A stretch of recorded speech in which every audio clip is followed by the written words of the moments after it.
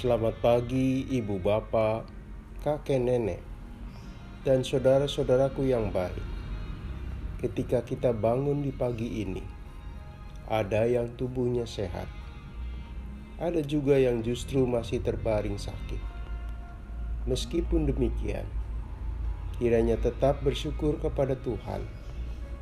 Dengan bersyukur itulah kita masih melihat banyak hal yang kita terima dari Tuhan. Firman Tuhan sebagai landasan renungan. Nehemia pasal 1 ayat 3b sampai 4b. Tembok Yerusalem telah terbongkar dan pintu-pintu gerbangnya telah terbakar. Ketika ku dengar berita ini, duduklah aku menangis dan berkabung selama beberapa hari. Ketika itu aku ini juru minuman raja. Saudaraku, sebuah kota bisa memberi memori dan nostalgia bagi setiap orang. Kota tidak semata-mata hanya tempat bermukim, sekolah, bekerja, dan rekreasi, melainkan kota itu mempengaruhi ikatan batin dengan penghuninya. Tidak heran, seseorang suka terikat relasi emosional dengan kotanya. Nehemia hatinya gundah dan pilu, bukan karena disebabkan kematian orang yang dicintainya. Tidak sama sekali. Ia mendengar kabar dari seorang bernama Hanani bahwa para saudaranya ditawan bangsa lain, sedangkan kota Yerusalem mengalami kerusakan parah. Saudaraku, terbayanglah kota yang amat dihormati dan dicintainya dalam kondisi fisiknya yang parah, sedangkan dia berada di tempat nyaman, sejahtera, dan menyenangkan. Nehemia merasa betapa kontras perbedaan suasana yang sedang dijalani bangsanya dan kotanya dibanding dirinya.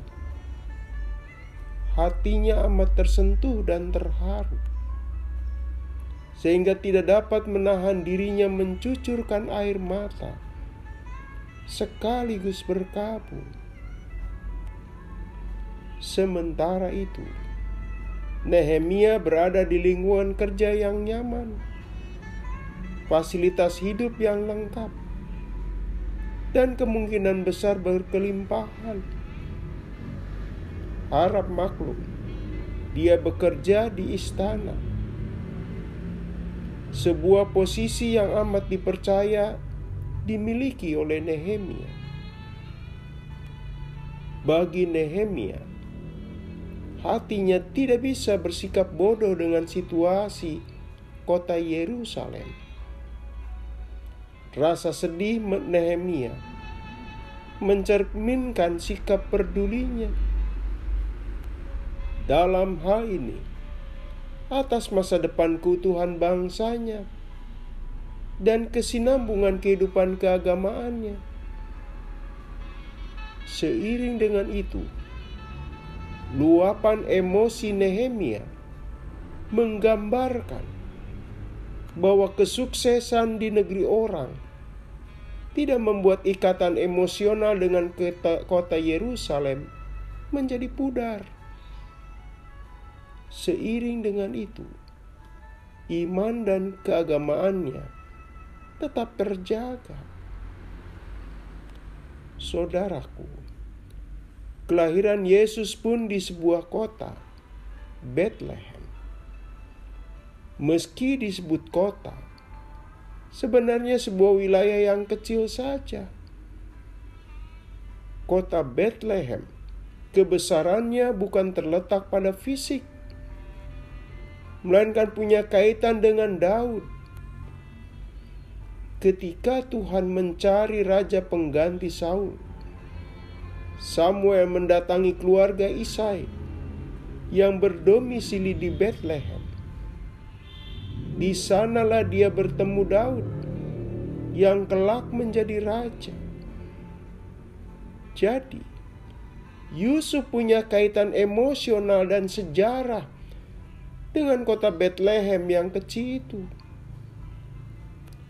Asal-usul Yusuf tidak lepas dari raja yang terkenal dan membawa kebesaran Israel. Sekaligus menegaskan ulang, Yusuf bagian dari kebesaran Daud. Pagi ini, saudaraku, kita diingatkan bahwa Nehemia dan Yusuf sama sekali tidak melupakan asal-usul dirinya.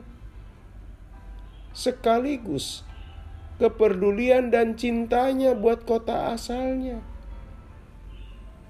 Maka kita pun perlu menjaga dan memelihara sikap peduli atas kota itu, kota kita, termasuk atas masa depan bangsa kita. Kita mesti menjaganya tetap utuh. Keutuhan NKRI mesti menjadi kepedulian kita. Selain itu, saudaraku, kita peduli dengan kehidupan dan kebutuhan dalam kehidupan iman kita. Kita peka atas masa depan gereja. Itu berarti gereja tidak boleh terbengkalai. Seperti Nehemia, meski sudah sukses dan hidup berlimpah, ia tetap peduli dan punya perhatian atas kehidupan iman bangsanya. Mari kita berdoa.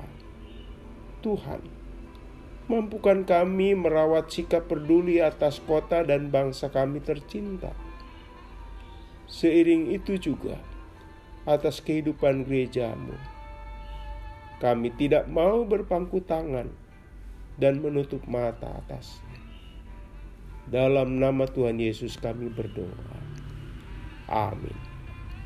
Selamat pagi, saudaraku. Selamat memasuki pagi yang baru. Masih bersama Pendeta Emeritus Supriyatno. Tuhan memberkati.